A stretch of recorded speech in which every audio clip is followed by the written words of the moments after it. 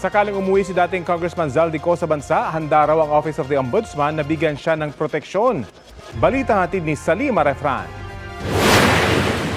Sinabi ang mensahe ng Pangulo, ipasok ninyo yan dahil pinangako na sa akin ni Speaker Martin yan at hindi na pwedeng baguhin.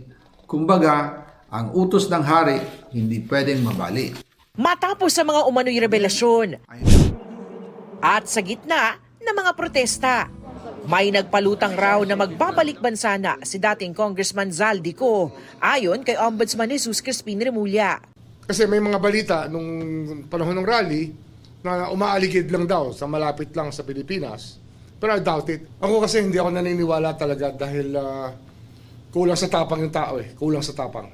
At kahit tingin ni Remulla na kalokohan ang sinasabi ni Ko na may banta sa kanyang buhay, hindi pa rin daw nawawala ang alok nilang bigyang proteksyon ng dating kongresista para makabalik ng Pilipinas at mapanumpaan ang mga sinasabi.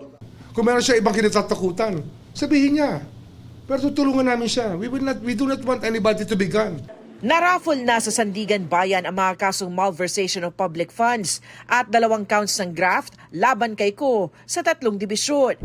Kaugnay ito ng 289 million pesos na road dike project sa Nauhan Oriental, Mindoro, kung saan akusado rin ang ilang taga-DPWH Mimaropa at board members ng contractor na Sunwest Incorporated na pagmamayari ng pamilya ni Ko.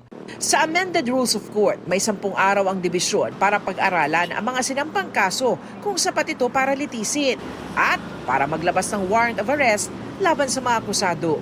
Oras na lumabas na ito, sakalang makakahingi ng Interpol Red Notice ang pamahalaan laban kay Ko at makakapagpetisyong kanselahin ang pasaporte nito. Pumalag naman si Ombudsman Remulla sa sinabi ng abogado ni Ko na sa simula pa lang prejudged o matagal nang nahusgahan si Ko ng Ombudsman. Hindi kami korte rito. We're not judges here, we're prosecutors.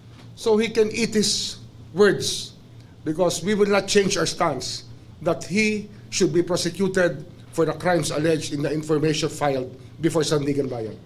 Samantala, submitted for resolution at posibleng umakyat na rin daw sa Sandigan Bayan ang hindi bababa sa 3 mga reklamo laban sa mag-asawang kontratistang Curly at Sara Diskaya.